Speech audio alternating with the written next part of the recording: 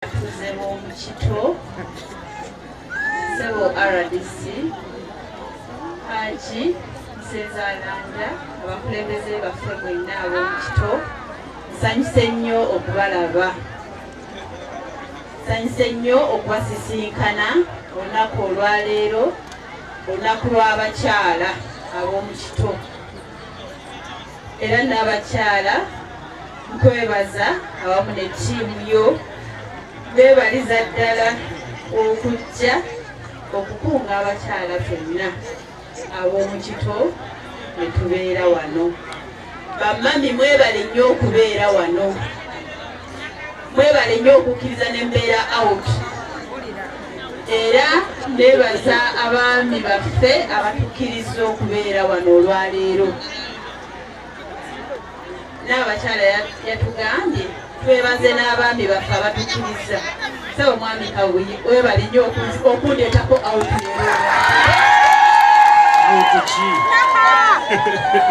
kuwulira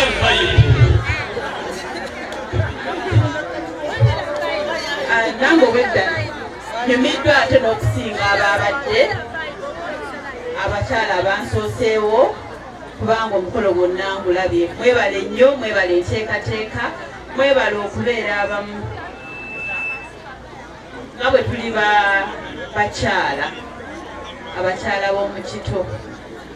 Bakyala tubeera ba maama, era maama bw'awa omukisa, omukisa ogwo gunywerera ddala ku mwana. Omwana kasita omuteeka mu nsi, essaala ya maama eyo maama yasooka okusabira omwana. Mbeebaza nti mutusabidde naddala Honorable Minister omwami wange, mwebale nnyo essaala eyo.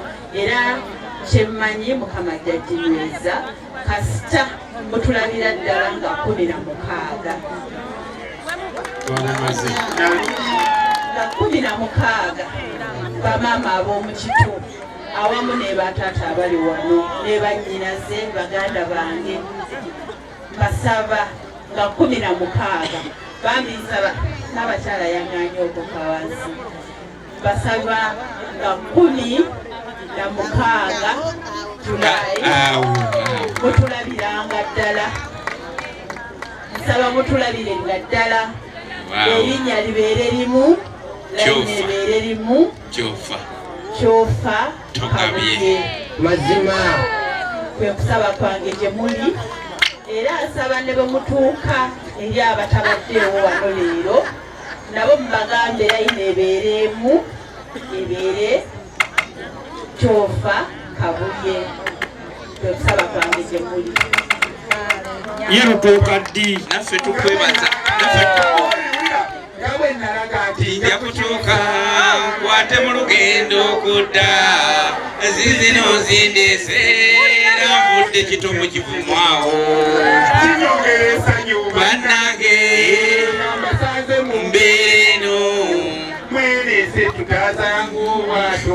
Mukama yeebale tajja kufuuba.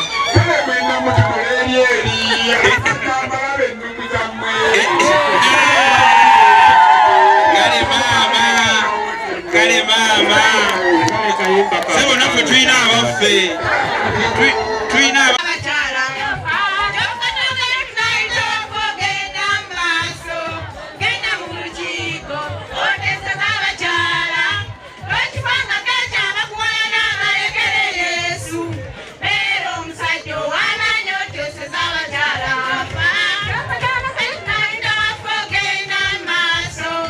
Genda mu lukiiko